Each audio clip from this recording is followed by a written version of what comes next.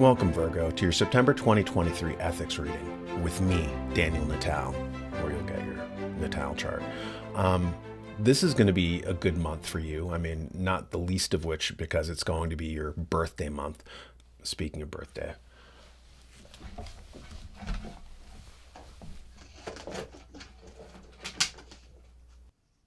so it's going to be a festive month for you, and you're going to have a lot of things that are going forward, things that had been stalled, over the past couple months, or even since the beginning of the year. You're going to start to see kind of momentum on those things again. And I will, in the meantime, give you an ethics reading from my handy dandy ethics cards. This is my gift to you, by the way.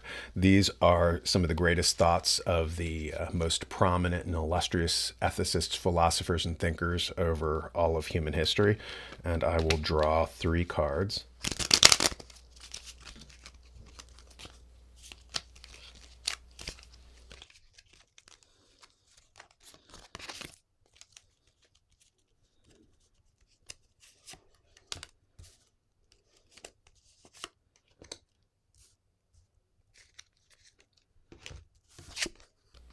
And we will see what messages the universe has for you.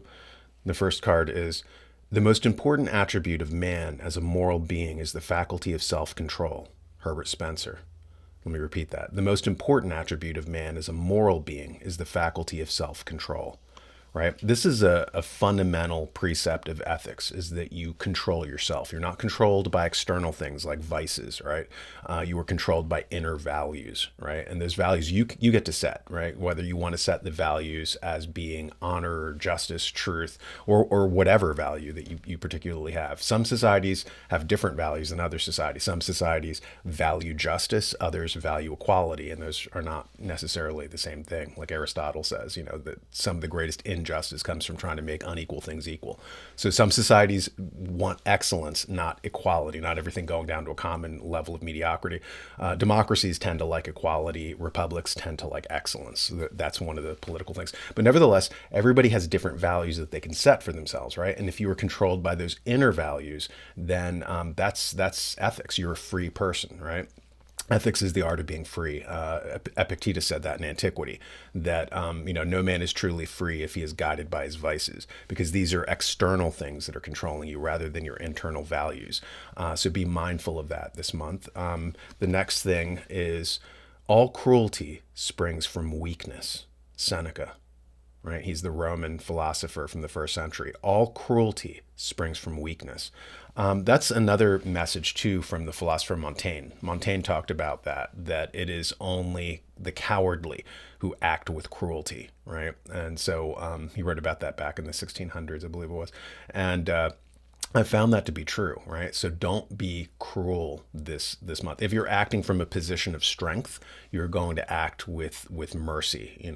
Your justice will be tempered with charity, with mercy, with kindness, right? And so you're being asked to do that in case you get into any scrape ups this very special birthday month for you.